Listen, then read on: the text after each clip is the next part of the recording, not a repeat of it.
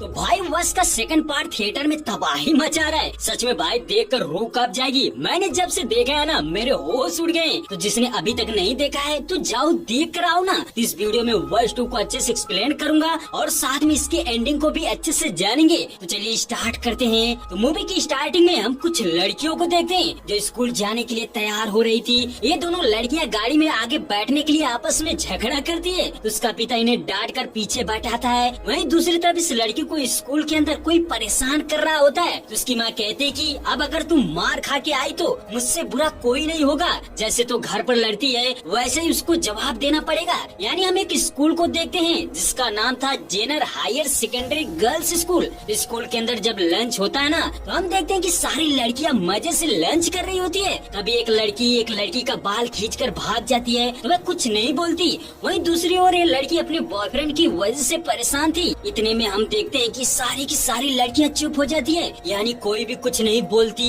एकदम शांत। उनकी धड़कनें तेज थी और जोर जोर से सांसें ले रही थी। ये देखकर खाना बनाने वाली बोलती है कि ये लड़कियां अचानक शांत क्यों हो गई, इन लोगों को अचानक क्या हो गया। तभी हम देखते हैं कि एक शख्स आता है। वह सारी लड़कियों से कहता है कि खड़े हो जाओ। तो वह तुरंत खड़ी हो जाती है। फिर वह कहता है कि अपना नाम बताओ। तो वह अपना नाम बताने लगती है। वही ये भी कहता है कि वह जो कहेगा उनको करना पड़ेगा। यानी शख्स ने उन लड़कियों को खाने के अंदर कुछ मिलाकर उनको अपने वश में कर लिया था, यानी वशीकरण। तो मेस की मैम बोलती है कि तुम कौन हो भाई साहब। तो वह कुछ नहीं बोलता। अब कुछ देर बाद जब स्कूल टीचर क्लास अटेंड करने के लिए क्लास में जाती है तो वह देखती है कि क्लास में कोई नहीं था। वह कहती है कि ये लड़कियां कहाँ चली गयी। इतने में छत से एक लड़की नीचे कूद जाती है। ये देखते ही टीचर दौड़ते हुए नीचे जाती है। वह देखती है कि एक लड़की मरी पड़ी थी।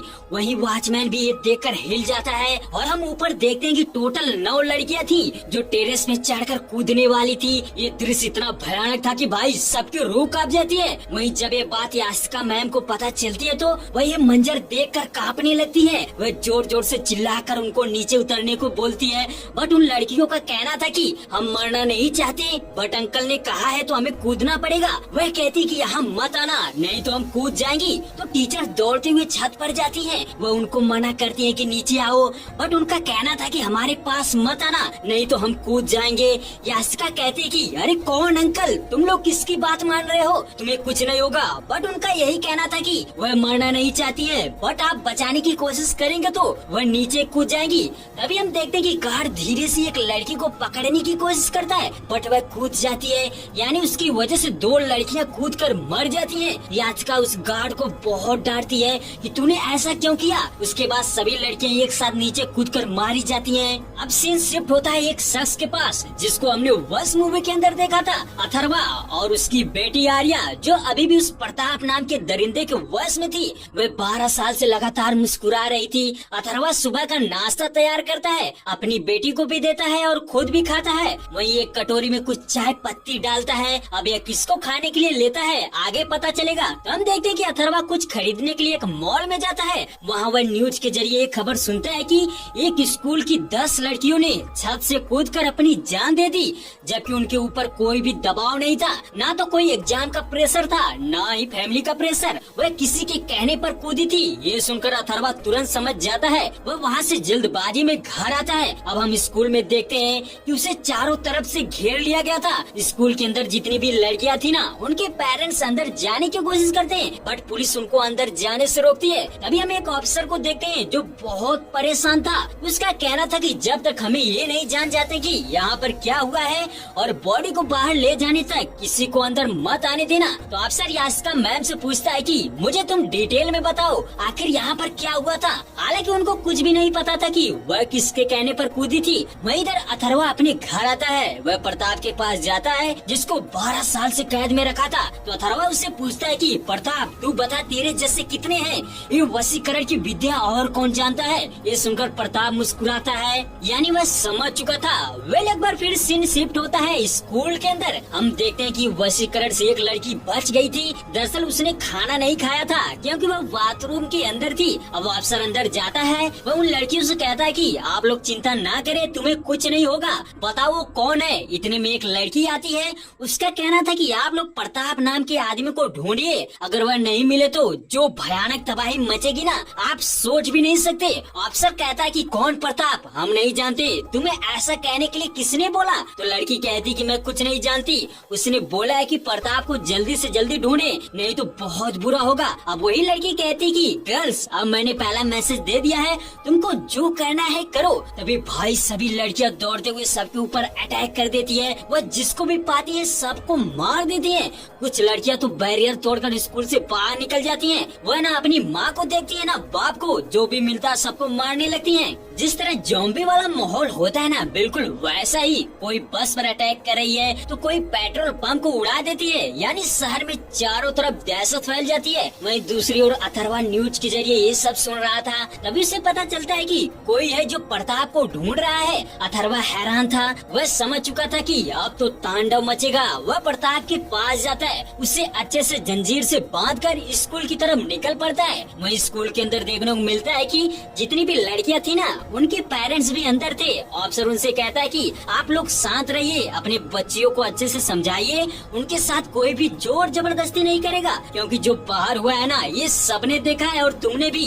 तो उनके पेरेंट्स उनको समझा रहे थे, बट उनको कुछ फर्क नहीं पड़ रहा था। तभी एक लड़की कहती कि सर बस आपके पास सिर्फ 5 मिनट है, अगर 5 मिनट में आप लोग कुछ नहीं करेंगे तो जो भयानक चीज होगी उससे आप देख नहीं पाएंगे। अफसर ये सुनकर हैरान हो जाता है, वह कहता है कि बता बेटी क्या होने वाला है। तभी वहाँ पर अथर्वा आ जाता है, वह सबको बताता है कि प्रताप मेरे पास है और जो ये हो रहा है ना ये सब एक दरिंदा कर रहा है, वह शैतान है, राक्षस, उसने वशीकरण किया है। आप लोग जितना रोगे चिल्लाओगे उससे उतना ही मजा आएगा, इसलिए जितना शांत हो सके उतना शांत रहने की कोशिश करें। तो अथर्वा उस लड़की से पूछता है कि अगर मैं उसे प्रताप का पता बता दूंगा तो उसके बाद वो क्या करेगा, ये तुम्हें नहीं बताया? तो वो लड़की कहती कि नहीं मुझे नहीं मालूम। अथर्वा का कहना था कि वो जो कर रहा है ना उससे कोई भी रोक नहीं सकता, वह एक शैतान है। आप लोग तो इतने में डर गए, मैंने तो इससे भी ज्यादा भयानक मंजर देखा है। और ये जो प्रताप की बात कर रहे हो ना वह भी एक राक्षस है। ऑफिसर कहता है कि अगर प्रताप तुम्हारे पास है तो उसे मेरे हवाले करो। तो इस पर अथर्वा कहता है कि नहीं, उससे पहले मैं उस राक्षस से मिलना चाहता हूँ जो ये सब करवा रहा है। अफसर का कहना था कि वो कौन है ये हमें भी नहीं मालूम है। तो अथर्वा उनसे बताता है कि वह यहीं पर होगा, वह अपनी लड़कियों को अपने साथ ही रखेगा। तभी हम उस शख्स को देखते हैं जो मुस्कुरा रहा था, वह उनके सामने आता है और कहता है कि मैं ही सर्वे सर्वा हूँ, इन सब चीजों का मैं ही जिम्मेदार हूँ। उसका कहना था कि तुम लोगों को मुझ पर गुस्सा आ रहा होगा ना, मुझे मारना चाहते हो, बट ऐसी गलती मत करना, क्योंकि मुझे जरा भी अगर खरोच आई तो ये लड़कियाँ तुम्हें छोड़ेंगी नहीं। अगर ज्यादा परेशान करोगे तो ये खुद को जला देंगी। तभी वह उस लड़की से कहता है कि मैंने तुम्हें बताया था कि अगर प्रताप मिल जाए तो क्या कहना है। तो वह कहती कि सॉरी मैं भूल गई। इस पर वह उसे थप्पड़ मारता है। इतने में उसका पिता उसको डांटता है, बट वह कहता है कि दूर हट नहीं तो जला लेगी। अब वह उन लड़कियों से कहता है कि इनमें से किसके पास चाकू है। तो एक लड़की चाकू लाती है, तो उस चाकू से वह उसको उसका हाथ काटने को बोलता है। वह तुरंत काट लेती है और फिर 2-3 बार ऐसा करने को बोलता है। लड़की अपना हाथ बुरी तरह से काट लेती है। लोग देखकर दंग हो जाते हैं। इस राक्षस का कहना था कि यहाँ जितने भी पेरेंट्स हैं ना सभी लोग यहाँ से निकल जाइए, नहीं तो उनके बच्चे मारे जाएंगे, बट वो लोग नहीं मानते।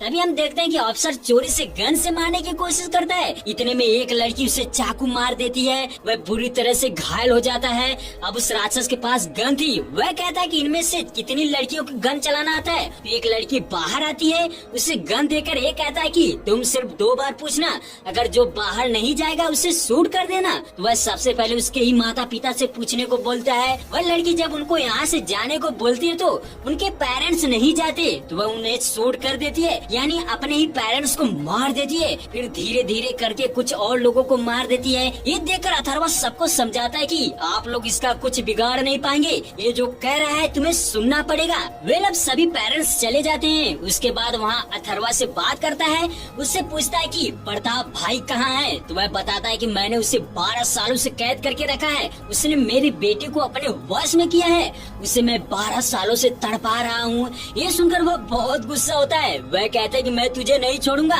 उसके बाद अथर्वा का ये कहना था कि तू चाहे जो भी कर, चाहे इन लड़कियों को मार दे जला दे, मुझे कुछ फर्क नहीं पड़ेगा, क्योंकि ये मेरी रिश्तेदार नहीं है। मैं एक राक्षस के साथ 12 साल रहा हूँ, मुझे कुछ फर्क नहीं पड़ता, चाहे तू मुझे मार भी दे फिर भी मैं कुछ भी नहीं करूँगा। इस बात से हिल जाता है कि ये तो डर नहीं रहा है। तो अथर्वा कहता है कि मैं तुझे प्रताप से मिला दूंगा, बट मेरी एक शर्त है, तुझे मेरी बेटी को वशीकरण वशीकरण से आजाद करना पड़ेगा। ये सुनते ही वह बौखला जाता है। उसका कहना था कि मैं सबको ऑर्डर देता हूँ और इसमें इतनी हिम्मत कि ये मुझे शर्त दे रहा है। हालांकि उसके पास कोई चारा नहीं था तो वह मान जाता है। वह यास्तिका से कहता है कि तुम बाहर जाओ और जितने भी लोग स्कूल के सामने है ना सबको हटाओ और 2 बस की व्यवस्था कराओ। और उसे ये भी बताता है कि हम जहाँ भी जाएंगे हमारा पीछा मत करना, नहीं तो ये लड़कियाँ क्या करेंगी तुमको पता है ना। वे अब स्कूल से बाहर निकलने की तैयारी की जाती है। हम देखते हैं कि जितनी भी लड़कियाँ थी सभी को बस में बिठाया जाता है और फिर अथर्वा और वो राक्षस सिर्फ 2 होते हैं। दोनों निकल पड़ते हैं। रास्ते में वो राक्षस पूछता है कि अच्छा एक बात बता, तू एक मामूली इंसान है, मेरा भाई काला जादू में इतना महारथी है, वह चाहता तो पूरी दुनिया को अपने वश में कर लेता। उसके पास मुझसे कई ज्यादा शक्ति है, मैं उसके सामने कुछ भी नहीं, पर तुमने उसको कैसे पकड़ लिया। तभी अथर्वा कहता है कि तू जब अपने भाई को देखेगा तो तू खुद समझ जाएगा। फिर अथर्वा उससे पूछता है कि अच्छा बता, इतने सालों बाद अचानक अपने भाई से मिलने के लिए प्यार कैसे जागा। तभी वह उससे बताता है कि वह कई सालों से उन्हें ढूंढ रहा था। वह उनके अड्डे पर भी गया था बट उसे वहाँ कुछ नहीं मिला। फिर वह सोचा कि वह कहीं साधना के लिए गए होंगे, 2-3 साल में आ जाएंगे, बट वह नहीं वापस आए। तब जाकर उसको शक हुआ कि कुछ तो गड़बड़ है। वह बताता है कि वह हर रोज उन्हें ढूंढता था, फिर जब थक हार गया तो उसे एक कदम उठाना पड़ा। अब अथर्वा कहता है कि अच्छा एक बात पूछूं, तो इतनी लड़कियों को अपने वश में किया है तो तेरा उद्देश्य क्या है। फिर वह कहता है कि तू मूर्ख है, सच में तू मूर्ख है, 12 सालों से तू समझ नहीं सका। इतने में एक लड़की को बस से नीचे कूदने को बोलता है और वह कूद भी जाती है। यानी उसका सोचना था कि सदियों से शास्त्रों में कहा गया है कि स्त्री शक्ति ही महान है, वह जिसे चाहे नचा सकती है, अपने वश में कर सकती है, बट गलत कहा है, पुरुष शक्ति ही महान है, पुरुष जिसे चाहे अपने वश में कर सकता है। उसके बाद वह घर पहुंच जाते हैं जहाँ पर अथर्वा उसे कैद करके रखा था। वो राक्षस आधी लड़कियों से कहता है कि तुम लोग घर के बाहर निगरानी करो, कोई अंदर ना आ पाए, और कुछ लोग मेरे साथ चलो। तो अथर्वा उन्हें अपनी बेटी के पास ले जाता है। उसका कहना था कि पहले मेरी बेटी को ठीक कर, फिर प्रताप से मिलाऊंगा, बट उसका कहना था कि वह पहले प्रताप से मिलेगा तब जाकर ये ठीक होगी। वह उसकी बेटी मुस्कुरा रही थी। वह कहता है कि ये 12 साल से ऐसे मुस्कुरा रही है। वाह भाई वाह, ये सिर्फ मेरे भैया ही कर सकते हैं, यही तो उनसे सीखना बाकी है। अब अथर्वा उसे नीचे प्रताप के पास ले जाता है। तो जैसे वह प्रताप को देखता है ना तो उसकी रूह कांप जाती है। वह चिल्लाने लगता है कि तूने इनकी हालत कैसी कर दी। वह कहता है कि मैं चाहूँ तो अभी तुझे खत्म करके यहाँ से लेकर चला जाऊँ, पर तेरा एटीट्यूड मुझे पसंद आया। जा तू अपनी बेटी को बुला और यहाँ आएगी तभी सही होगी। अब अथर्वा अपनी बेटी आर्या को उसके पास लाता है। वह उसे देखकर कहता है कि बताओ मेरे भाई ने तुम्हें न्योता दिया था क्या, जो इतने साल तक वशीकरण चला है। मैंने तो जो किया है सिर्फ 4-5 घंटे तक ही रह सकता है, मेरे भाई ने ऐसा कैसे कर दिया। तो वह पूछता है कि अच्छा बताओ क्या खिलाया था। तो अथर्वा कहता है कि सिर्फ शक्कर खिलाया था। तो वह कहता है कि शक्कर से सिर्फ वशीकरण की विधि की जाती है, इतने दिन तक नहीं चलेगा, लगता है उनका तुम्हारे ऊपर कुछ उधार होगा। तो अथर्वा कहता है कि नहीं, हमने तो उनसे कुछ नहीं लिया है। वह गुस्से से कहता है कि याद करो कुछ लिया होगा। तभी अथर्वा को पता चलता है कि प्रताप ने 10 रुपए उसे दिए थे, वो भी चाय के पैसे। ये सुनते ही वह समझ जाता है कि मेरे भाई ने बस इसी से वशीकरण किया होगा। वह कहता है कि जा मेरे भाई को 10 रुपया दे दे, वशीकरण सही हो जाएगा और तेरी बेटी ठीक हो जाएगी।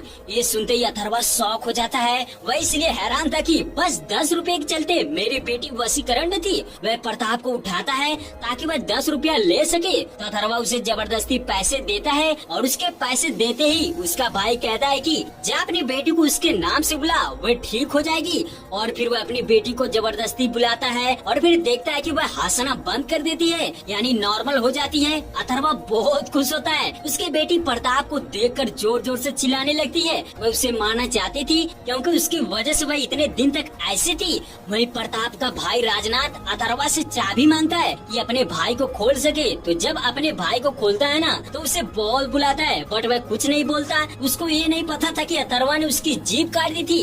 तो जब राजनाथ को पता चलता है कि उसके भाई की जीभ काट दी है तो वह पागल हो जाता है और अथर्वा को बहुत मारता है। उसका कहना था कि वह अब उनसे विद्या कैसे सीखेगा। उसने उसकी 14 साल की मेहनत बर्बाद कर दी। अब वह ना तो उसे छोड़ेगा ना तो उसकी बेटी को, यानी राजनाथ एकदम पागल सा हो जाता है। वहीं अथर्वा कहता है कि वह उसे छोड़ दे, माफ कर दे, बट राजनाथ नहीं मानता। वह उसकी बेटी को खींच कर ले जाने लगता है। उसका कहना था कि उसकी बेटी को फिर से वैसा ही बना देगा। तभी अथर्वा कहता है कि तू उसे हाथ भी लगाएगा तो उसके भाई से भी बदतर हालत कर दूंगा। तभी हम देखते हैं कि अथर्वा वह पहले से ही अपने घर में स्पीकर लगाए हुए था। वह अपनी आवाज से कोई साउंड प्ले करता है जिससे राजनाथ चिल्लाने लगता है, यानी उसके कान में वह आवाज गूंज रही थी। उसका फायदा उठाकर अथर्वा उसे मारकर बेहोश कर देता है और फिर उसे भी प्रताप की तरह कैद कर देता है। फिर अगले दिन जब ऑफिसर और स्कूल टीचर उसके घर आते हैं तो अथर्वा का कहना था कि वह उन्हें नहीं छोड़ेगा, क्योंकि उसने उसकी बेटी को 12 साल तक तड़पाया था। वह भी उन्हें रोज तड़पाएगा, मौत से भी बदतर जिंदगी कर देगा। ना वो मर सकेंगे ना जी सकेंगे। तो हम देखेंगे उसकी बेटी आर्या एकदम ठीक हो चुकी थी। तो दोस्तों मूवी हो तो ऐसी, सच में मजा आ गया भाई। इससे यही सीख मिलती है कि अगर आप कहीं भी अनजान जगह हो तो ऐसे लोगों से बचो जो तुम्हें बिना पूछे कुछ खाने को दे। तो भाई आपने देखा है और जाना है कि वशीकरण कितना खतरनाक होता है। वेल जो भी हो, आपको कैसी लगी वर्स्ट कमेंट करके जरूर बताएं।